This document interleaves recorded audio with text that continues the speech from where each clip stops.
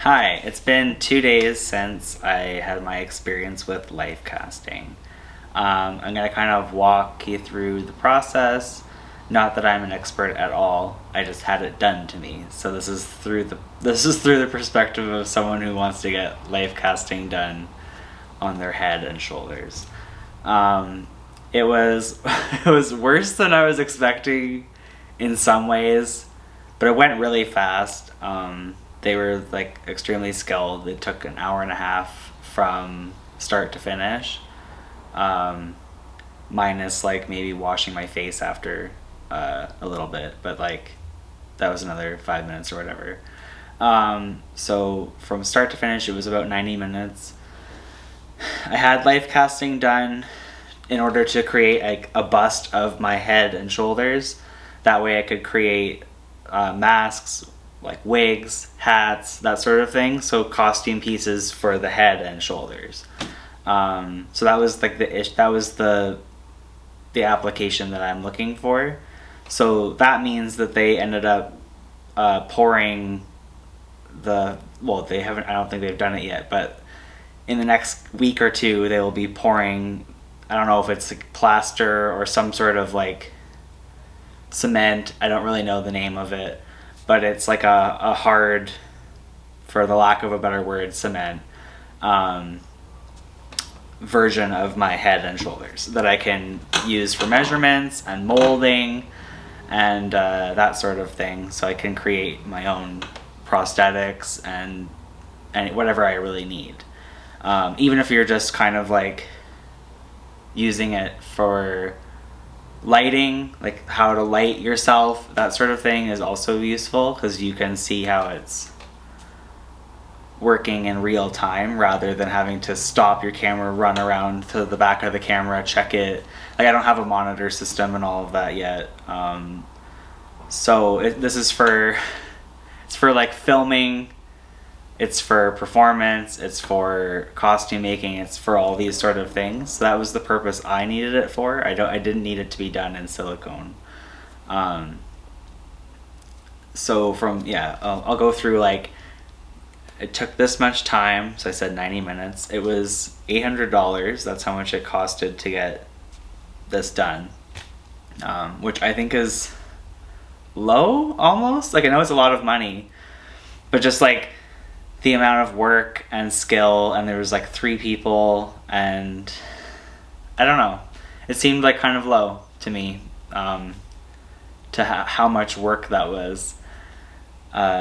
So basically, they started out with kind of like a release agent petroleum jelly sort of stuff. It was very like waxy, kind of like a waxy honey. That's sort of how it felt. I guess it like probably was a petroleum jelly. This is just like how it feels when someone else is putting it on you, I guess. I shaved my head to make the whole process easier. It would have been another $80 for to have a wig cap done, so that would have been a total of $880 Canadian. So it would have been $880 with the wig cap and then all the mold done. But I just shaved my head to save the $80 because I'm trying to save money wherever I can, and hair will grow back. Funny thing though, I ended up dropping my shaver on the floor and broke the little head piece, which is another $40. So really, I only saved $40 to to shave my head. But I've dropped it before, just regular shaving my face. So who knows? Maybe it was just time that it was gonna fall anyway. Like whatever. But it happened when I was shaving my head, so it was another $40. Blah blah blah. You get what I'm saying? I saved $40 basically doing this. Sorry if my chair is squeaking. So I went over the cost, the timing, and okay, so I started out with like the petroleum jelly. It was very waxy and kind of like honey, like very sticky. I'm sure you've handled petroleum jelly before. So after the petroleum jelly, they have this, it's a pink and a blue cup, and they mix them together and it creates this kind of like dark bluey purple color.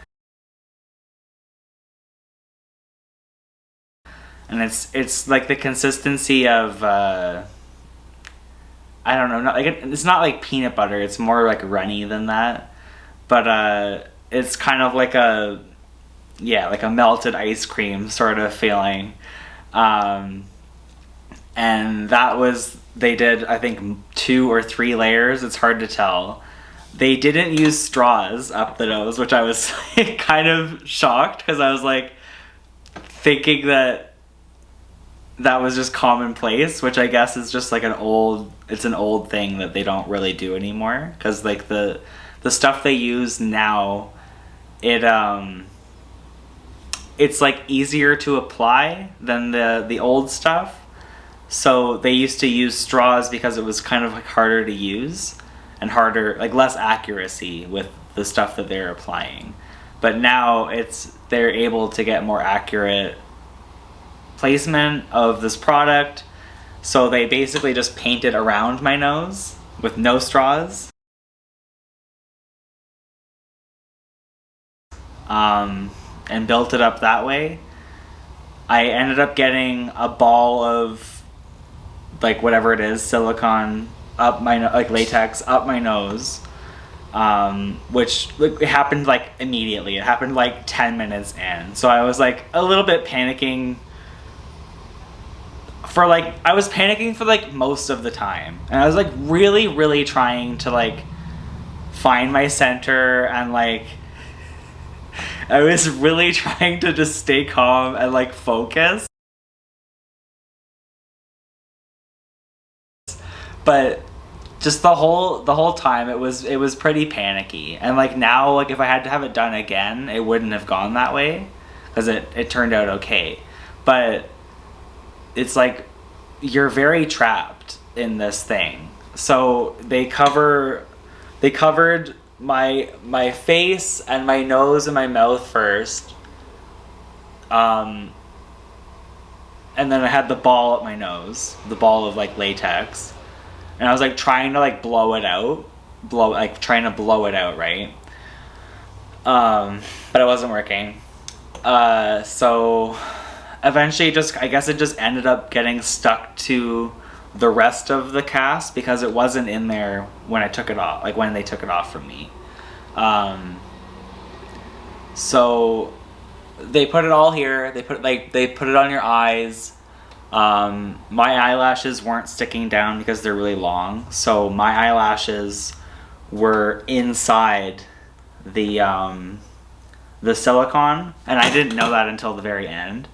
But my eyelashes were like inside the silicone, and when I took off the thing, it like pulled my eyelids like off of my eyeballs. Like it was like the worst feeling. Like it just felt really weird. But I was like so focused on just taking it off that I was just like, whatever, like this feels disgusting, but like it was like a band-aid. I just had to like kind of like take it right off, right? So they're painting it all on. They're really careful around the nose, even though I still get some on my nose. It was fine though. I was still able to breathe. So they kind of like do that, and then they have to like they do the first coat, and then they have to like kind of let it dry, and they're poking around to see where the thin areas are. And then they apply more, and they apply more, and like it's when they're done, it's half an inch, 3/4 of an inch thick all the way around. So it's like a shell. Like you can't move, you can't look down. Like you're stuck. Like it's very stuck. My personal experience was it was very tight on the neck. It did feel like someone was kind of like holding my neck, not like strangling, but it was pretty uncomfortable around the neck area. I don't know why it was doing that. I don't know if I was having like a mild reaction, or like what was going on, or if that's just kind of like maybe the product like shrinks like a little bit just to make that like perfect fit. And I was just really sensitive to it on the throat. I'm not really sure. I did feel like slight like, like holding of the throat, if that makes sense. I just basically tried to like give in to the darkness and like really try to like be mindful of like not freaking out, and like you're just closing your eyes, like nothing's actually happening. Even though it's like very chaotic because there's like 3 people, they're all like kind of like working around really fast. They're talking to each other. I can like barely hear them because I didn't even say this. When they put it in your ears, it felt like someone just like put their big toe like in your ear, and like it was like that the whole time. Like it was very like the ears were more uncomfortable than I ever thought they were going to be. They just put like a big glob like right in the ear. And that kind of freaked me out a little bit too, but like I don't know why, because like it feels like have you ever put like your face in a blown up balloon? Like if you put your face like into the side of it and like press, that's like kind of how it felt. Like it was just kind of like a lot of pressure like on the skin. Obviously the same kind of latexy, rubbery feeling. I couldn't move my neck or anything like that. I was really trying to focus on my posture, really trying to like relax my shoulders, keeping it all. I was really trying to keep my eyes level, even though you can't see anything. I was trying to relax my nose and my forehead so I didn't have any like angry lines. I was like really trying, because I was like, okay, this is like, I'm only able to do stuff from the inside. So like relax, pretend nothing is going on, because it'll show up in the sculpt, right? So if you slouch, then your bust is gonna slouch. If you like crunch your shoulders in like naturally, then your shoulders will be crunched in. So I was really trying to like remain calm. I was sitting on this like little rickety like breakfast nook chair with no back support, and it was a little too tall for my feet to be like planted on the ground properly, and it was like wiggling. So I was using a lot of core strength to just stay like a statue, trying to like focus. And when they were done the purple coats, there was like 2 or 3, like I said. There might have been even more just in certain areas. Like they were really trying to pack up the chin, I guess, because that's where like there's like a natural like angle there. So maybe they were trying to just like reinforce that area. And like obviously the neck, and they were just trying to reinforce like the bottom. This would have been the bottom when you're pouring it, right? And then, so the purple area's all done. They add like these strips of, I don't know if it's foam or if it's more latex or what it is. I didn't see it. I just saw the photos that I'll be attaching photos as I'm talking here. But so there's like these strips that they add here, and then they add them down here and down here, and they have these little squares that are called like keys. And that's just to make sure the mold is going together in the proper place, because it's like a 2-layer mold. So there's the purple bluey layer, and then there's the outer shell that's the hard plaster strips. Keep looking at the microphone. So they have all the keys in place. They got the strips, which I guess are probably also called keys. And then they're mentioning this story from YouTube that they've seen where they didn't put the mold release on the keys. And the keys that are here are there to make the 2 halves of the mold. So like the front half and the back half. So the purple layer is one piece. It's like a big rubber the big rubber gooey one piece thing. That's all one piece, and then the outer shell is in two chunks, and that's why it needs the keys, is to make sure that it's going in the exact same spot, so it's supporting what it's supposed to be supporting. That way the nose isn't like crushed or whatever. So they let me stand up before they start the plaster and let this all dry and just kind of like get ready. And I was able to stand up and like correct my posture and stuff, which I really appreciated, because that chair was like not ideal. So this is all dry. My purple layer is all dry. Then they go to the strips. The strips, like the whole thing, so the purple and blue layer weighs a lot. Like it starts to really weigh on you.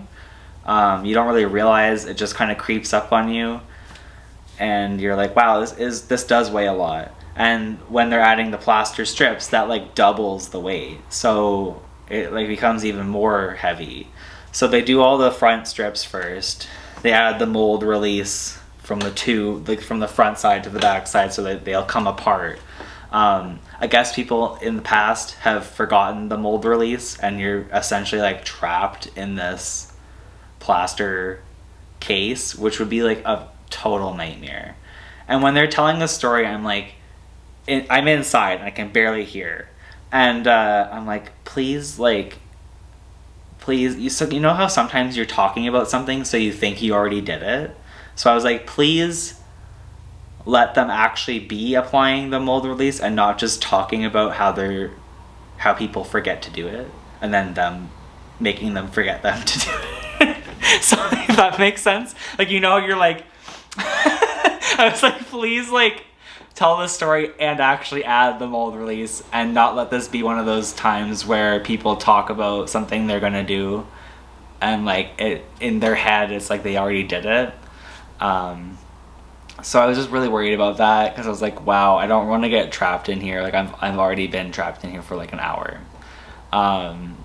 So they're adding the strips, and it's getting all warm in here. It's getting all like warm here, and I kind of like didn't really think about it until later on.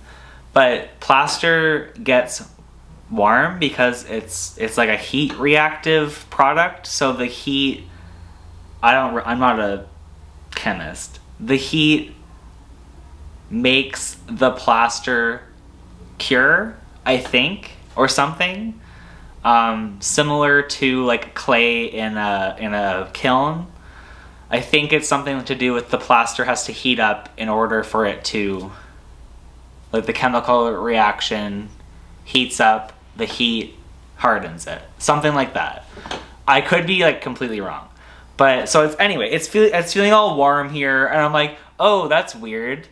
And I kind of like went like that. Like I just pushed my shoulders a little bit, and literally like a cup of water was like, but it was sweat. It wasn't water. It was just like, it felt like someone like threw like part of a glass of water on me, and it was because like the sweat's all trapped in your like collarbones and everything. So I just went like that, and that was enough to release the it was releasing the purple area away from my chest, just because this is a big flat area, so it didn't like, it's not like holding on. So it just went like, and like a bunch of sweat came pouring out. It was so gross. But so that was really gross. That was like when they were doing the plaster. So the plaster's getting really heavy, and they do the front first, and then they do the mold release, and then they start doing the back. And you just basically have to like sit there for 15 minutes. When it's done, it's getting all warm, and then when it stops, like when it cools back down, then it's done. So they were like kind of checking to see if it's warm, and as soon as the last pieces were cool, then they were able to they pry off the front and the back piece, well, they try, it like was not really coming off. There was a lot of like, and the front piece like kind of like moved, but it was still like very much on me, but it moved a little bit and I wasn't completely able to breathe perfectly well. But at that point I wasn't like panicking anymore, because I was like, oh, like it's coming off, so like it'll be fine. Like, even though I can't really breathe right now, the thing, I can feel it, like I can feel the whole thing like shifting. So I was like, okay, like worst case scenario is I'm gonna have to like pull like some air into my face or something like that. But anyway, they kind of just like started to remove it faster with more urgency, because I went like this when they were like, can you breathe? And I was like, because like I kind of could, but like my nose was kind of like pushed from the whole thing shifting.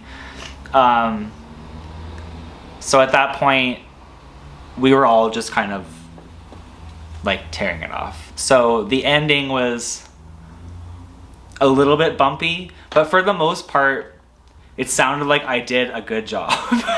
So that was really important to me, because it was a lot of money.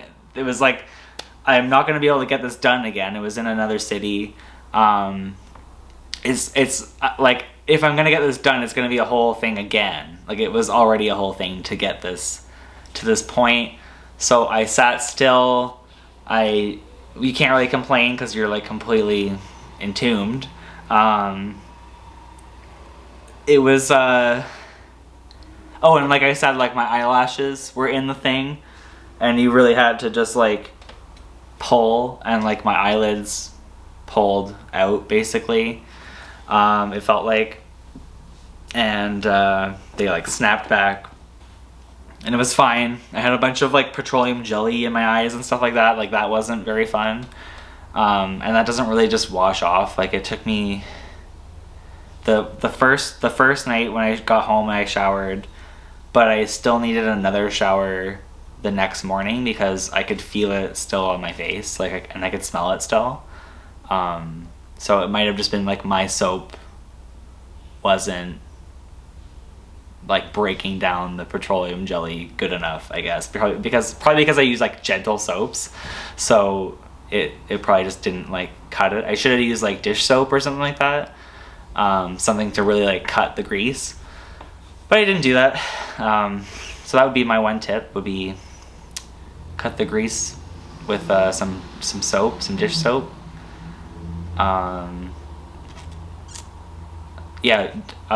Don't expect straws, because I guess that's an old thing that they do, with straws up the nose to breathe. I almost wish they did that, just because I had the blob go up there. What else would I recommend? Yeah, it's more comfortable. It's more uncomfortable than I was expecting. You're sweating a lot, but you don't feel your sweat because there's like something pushing on you the whole time. So I was sweating a lot more than I expected. I also had a garbage bag like over my torso, which is also probably making me like overheat and sweat. But I don't know what else. I don't think there's really any other tips, because it's like you watch people go through it and you're like, wow, that looks terrible. And like it really is. Like it was a pretty bad experience. Like, I'm really happy I did it. It was on a bucket list of mine ever since I was a little kid. I saw Jack Nicholson. He was the Joker in the early 1989, not early 80s, 1989 Batman movie. He played the Joker. He had prosthetics done to make the smile, and they had this whole like lineup of his head with all these different kind of like prototypes, or just they were probably just testing makeup and that sort of thing, or just having backups in case it got torn or whatever. But I remember seeing that when I was literally like 5 years old, and like thinking that was so cool that he was able to, like transform into the Joker, because when you see him before and after, like it's a big transformation. And just from adding something down here. And I always thought that was so cool. So, and like recently, I'm like, I'm just gonna do it because like I found the person. I didn't get the grant that was supposed to go towards that, but I just figured like I'll just go into savings. I have the time off. I'm gonna just go for it, and I'm really happy I did. And I haven't even seen the cast yet, so that'll be like another video. We'll be like, look at this final product. So that'll be in about 2 weeks. I'll be able to show that. I'll do a whole, part 2, I guess, when that comes. And yeah, it's awesome. So yeah, please subscribe. This has been really fun. Kind of like, I wish I vlogged more. I didn't vlog at all. I was planning on vlogging the whole day, but there was like, it was more, I just felt like really uncomfortable asking to film. And then also I was completely entombed anyway, so I don't really know what I was thinking that I was gonna be able to film during something like that. It was also in a very small area, so there wouldn't have been anywhere to set up a tripod.